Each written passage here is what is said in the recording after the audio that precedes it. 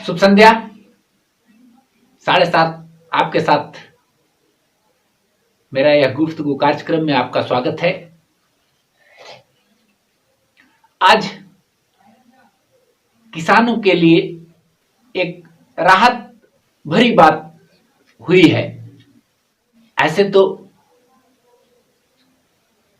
किसान आंदोलन पूरे देश में चल ही रहा है, अपने अपने क्षमता और परिस्थिति के अनुसार, लेकिन यह आंदोलन सबसे अधिक पंजाब में सक्रिय था। इसका नतीजा भी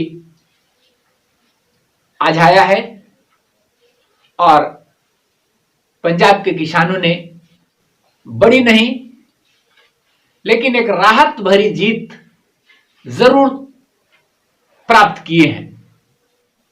आज वहां की सरकार ने किसानों के आंदोलन को देखते हुए विशेष सत्र का आयोजन किया था और उस सत्र में उन्होंने किसानों के हित में जो मांग रखी जा रही थी, जो पूरे देश से जिसका डिमांड है, उसे उन्होंने कानून के रूप में बदलने के लिए अपने विधानसभा में विशेष विधेयक लाए और वह विधेयक विधानसभा से पास भी हो गया है। क्या होगा इससे? आज हमारा जो यह विषय वस्तु है वह उसी चीज पर केंद्रित है कि इस घटना से, इस विधेयक के पास होने से क्या हो सकता है देश में किसानों की संभावना। आज हम इस पर बात करेंगे। पहले दृष्टिकोण से तो लग रहा है कि अब पंजाब का मामला है, इससे दूसरे अन्य राज्यों को या अन्य राज्य के किसानों का क्या फायदा होगा, लग रहा है ऐसा ही, लेकिन ऐसा नहीं है। अब कुछ भी यदि नहीं होगा तो कम से कम इतना जरूर इस आंदोलन को बल मिलेगा, खासकर एमएसपी के आंदोलन को अब इतना बल मिलेगा कि दूसरे राज्य की सरकारें अब मजबूर होंगी पंजाब जैसा कानून बनाने के लिए। एक रास्ता खुला। पंजाब इस देश का पहला राज्य बना जो कि एमएसपी को यानी न्यूनतम समर्थन मूल्य को कानून का दर्जा दिया। उस कानून में उन्होंने प्रावधान किया है कि किसानों के, अभी शुरुआत उन्होंने दो मुख्य फसल से किया है, धान और गेहूं से, कि यदि कोई भी व्यक्ति, चाहे वह सरकारी खरीद हो या प्राइवेट खरीद हो या कोई ट्रेडर्स हो, कोई भी व्यक्ति धान और गेहूं को न्यूनतम समर्थन मूल्य से नीचे नहीं खरीद सकता है। और यदि कोई वैसा करता पाया गया, वैसा खरीदता पाया गया तो उसको कम से कम 3 वर्ष की सजा होगी और शुल्क दंड भी लगेगा। एक तो एमएसपी पर उन्होंने कानून लाया, दूसरा उन्होंने लाया एक कालाबाजारी पर। कालाबाजारी पर रोक लगाने के लिए भी उन्होंने कानून लाया है कि राज्य सरकार हम उस पर रोक लगा सकते हैं। अगर हमको कहीं दिखा ऐसा तो ये हमें रोक लगाने की हमें क्षमता होगी। यह करके न सिर्फ किसानों को बल्कि उपभोक्ताओं को भी संरक्षित करने की कोशिश की गई है। उदाहरण के तौर पर अभी आप खुद समझिए कि जिस दिन आलू का उत्पादन हुआ था उस दिन आलू, प्याज ये सब 8 रुपए, 9 रुपए, 7 रुपए बिका था और आज वही आलू बाजार में 50 रुपए, 60 रुपए बिक रहा है। क्योंकि किसानों के पास स्टोर करने की शक्ति होती नहीं है तो उस समय वो लगभग कुछ दिन के लिए खाने के रख के बेच ही देते हैं और पुनः उस अपने बेचे हुए आलू को ही पुनः खरीदते हैं। तो जहां 10 रुपए बेच करके और आज 50 और 60 रुपए खरीदना पड़ रहा है। देखिए वो नया कानून जो केंद्र सरकार का आया है उसमें भी यह बात लिखा हुआ है, मैं उससे पढ़ा हूं कि यदि प्राइस जो है समान प्राइस से 100% अधिक हो जाए तो उस पर नियंत्रण रखा जा सकता है और उसको कंट्रोल किया जा सकता है। उस नए कानून में भी यह बात है। तो क्या यह बात अभी सरकार को नहीं दिख रही है कि आलू का भाव 50 रुपए 60 रुपए हो गया है? अब आलू का आपका एमएसपी क्या है? तो क्या यह 100% से ऊपर नहीं है? और यदि अगर 100% से ऊपर है तो क्यों कंट्रोल नहीं हो रहा है पूरे देश में इसका भाव?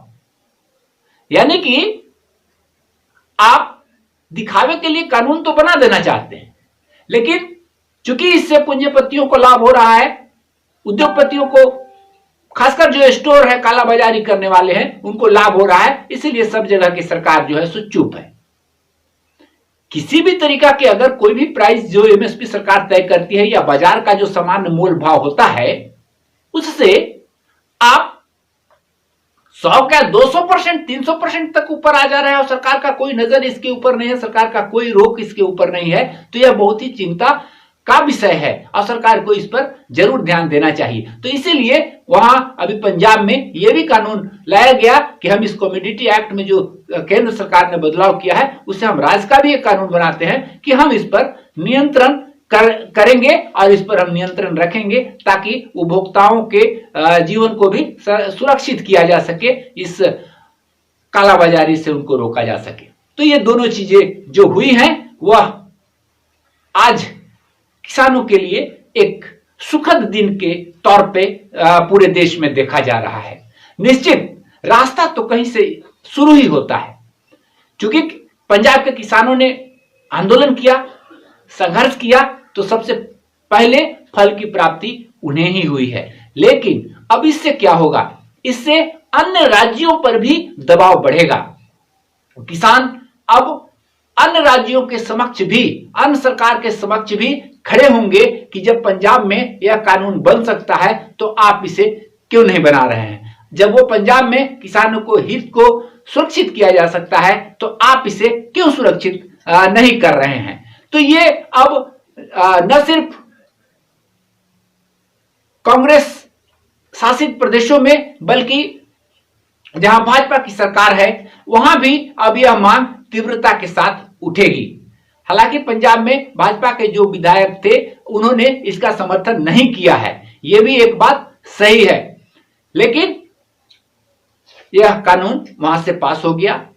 अब अगला प्रोस्पेक्ट जो इसका है वो राज्यपाल को साइन करना है। अब जो भी कानूनी प्रक्रिया होगी, हालांकि आज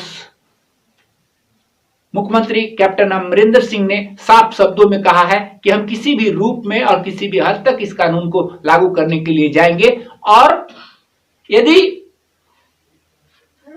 केंद्र सरकार हमारे सरकार को बर्खास्त भी करती है या किसी परिस्थिति बस हमें इस्तीफा भी देना पड़ता है तो मैं उसके लिए भी तैयार हूं। पॉकेट में मेरा इस्तीफा है और सभी कार्रवाई का सहन करने के लिए हम तैयार हैं, लेकिन हम किसानों को इस तरह से सड़क पे नहीं छोड़ सकते हैं। हमें उनके हित के लिए यह कानून बनाना ही होगा और हम किसी कीमत पर इसे बनाएंगे।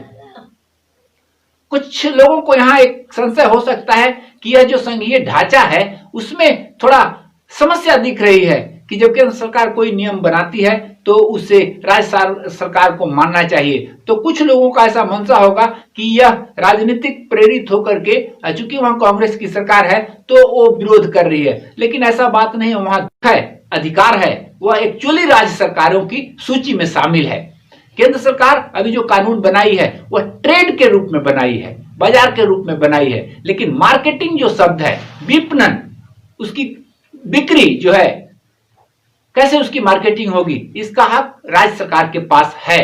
तो अब बात को अधिक न ले जाते हुए आज के परिचर्चा का मेरा मूल उद्देश्य यही है कि जैसे पंजाब की सरकार किसानों के हित में यह कदम उठाई है, उसी प्रकार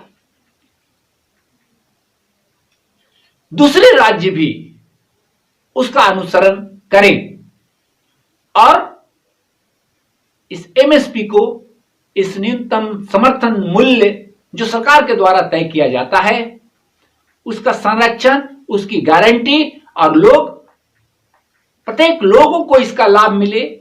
कोई भी व्यवसायी, बिचौलिया, दलाल, सरकारी हो, कारपोरेट के हो, कोई भी हो, उस न्यूनतम समर्थन मूल्य से नीचे न खरीदें, नहीं तो उसी तरीका से, जिस तरीका से पंजाब में कानून बना कि 3 साल कम से कम उसकी सजा होगी और फाइन भी लगेगा, ऐसा कानून, ऐसा प्रस्ताव सभी राज्यों को बनाने की जरूरत है। तभी किसानों का हित जो है वो सुरक्षित हो पाएगा। आज बस इतना ही। हम फिर मिलेंगे कल अपने किसी नए विषय के साथ, नए बिंदु पर बात करने के लिए। नमस्कार।